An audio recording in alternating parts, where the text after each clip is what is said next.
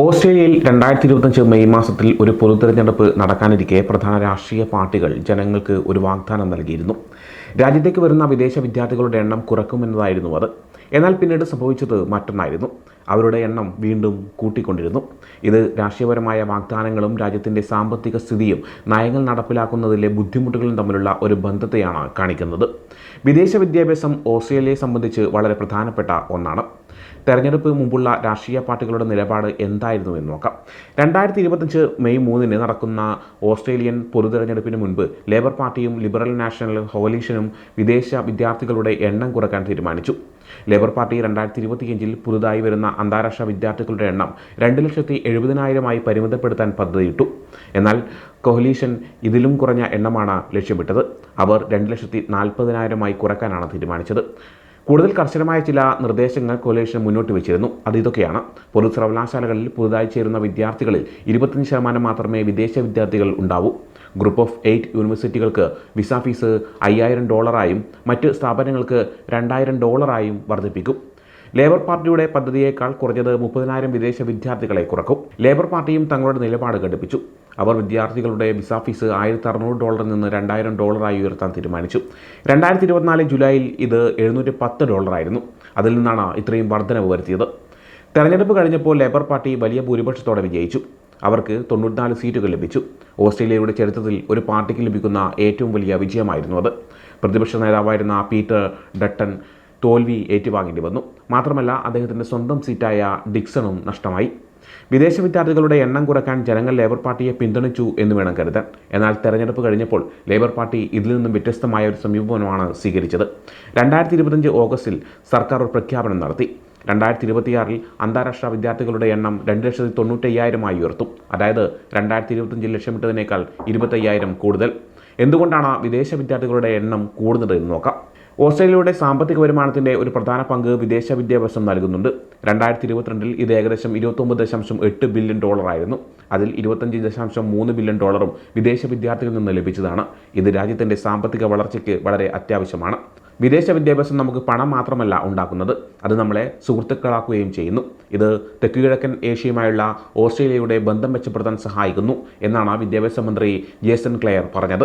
വിദേശ വിദ്യാർത്ഥികളുടെ എണ്ണം കുറയ്ക്കുന്നതുമായി ബന്ധപ്പെട്ട നിയമങ്ങൾ പാസാക്കാൻ ലേബർ പാർട്ടിക്ക് സാധിച്ചില്ല. 2024 നവംബറിൽ കോalitionനും ഗ്രീൻസ് പാർട്ടിയും ലേബർ പാർട്ടിയുടെ ഈ നിയമത്തെ സെനറ്റിൽ നിർത്തും. അതിനാൽ സർക്കാരിന് മറ്റ് വഴികൾ തേടേണ്ടി വന്നു. മിനിസ്റ്റീരിയൽ ഡയറക്ഷൻ 111 പോലുള്ള നിയമങ്ങൾ ഉപയോഗിച്ച് വിസ നടപടികൾ വൈകിപ്പിക്കാൻ ശ്രമിച്ചു. മുമ്പ് വിദേശ വിദ്യാർത്ഥികളുടെ എണ്ണം കുറയ്ക്കണമെന്ന് വാദിച്ച കോalitionനും പിന്നീട് ഇതിനെ എതിർത്തത് വളരെ വിചിത്രമായി തോന്നി. അവർ ലേബർ പാർട്ടിയുടെ രീതിയെ ക്വയറ്റ് ആൻഡ് കൺഫ്യൂസ്ഡ് എന്നാണ് വിമർശിച്ചത്. രാഷ്ട്രീയ പാർട്ടികൾ പല വാഗ്ദാനങ്ങൾ നൽകിയെങ്കിലും വിദേശ വിദ്യാർത്ഥികളുടെ എണ്ണത്തിൽ കാര്യമായ കുറവൊന്നും ഉണ്ടായില്ല. 2024 8,53,045 വിദേശ വിദ്യാർത്ഥികൾ ഓസ്ട്രേലിയയിൽ പഠിക്കുന്നുണ്ടായിരുന്നു. ഇത് 2023 9% കൂടുതലാണ്. 2024 സെപ്റ്റംബറിൽ വരെ ഏകദേശം 6,64,000 താൽക്കാലിക വിസയുള്ള വിദ്യാർത്ഥികൾ ഓസ്ട്രേലിയയിൽ ഉണ്ടായിരുന്നു. ഇത് 2023 സെപ്റ്റംബറിനെ അപേക്ഷിച്ച് 2% വർധനവാണ് കാണിക്കുന്നത്. 2025 ഫെബ്രുവരിയിൽ 1,66,250 അന്താരാഷ്ട്ര വിദ്യാർത്ഥികൾ ഓസ്ട്രേലിയയിൽ എത്തിയത് ഒരു റെക്കോർഡാണ്. വിദേശ വിദ്യാർത്ഥികൾ കാരണമാണ് ഓസ്ട്രേലിയയിൽ താമസിക്കാൻ വീടുകൾ കിട്ടാത്തത് എന്നൊരു ആരോപണമുണ്ട്.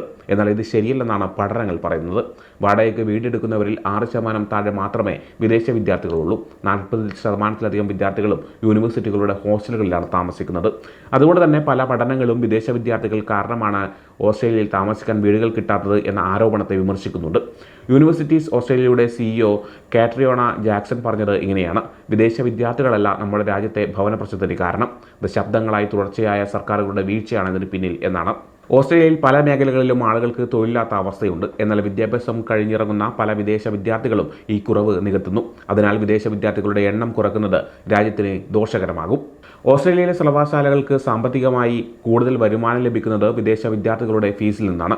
2023 ഓസ്ട്രേലിയൻ സർവകലാശാലകളിലെ വിദ്യാർത്ഥികളിൽ 26.7% വിദേശ വിദ്യാർത്ഥികളായിരുന്നു. പെട്ടെന്നൊരു മാറ്റം വരുത്തിയാൽ അത് സർവകലാശാലകളുടെ പ്രവർത്തനത്തെയും ഗവേഷണത്തെയും ബാധിക്കും.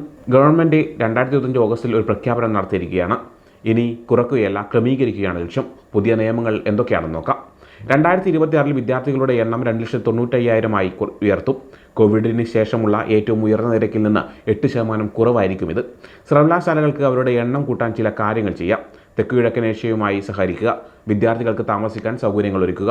ഓസ്ട്രേലിയൻ ഹൈസ്കൂളുകളിൽ നിന്ന് വരുന്ന വിദ്യാർത്ഥികളെ ഈ പരിധിയിൽ നിന്ന് ഒഴിവാക്കും.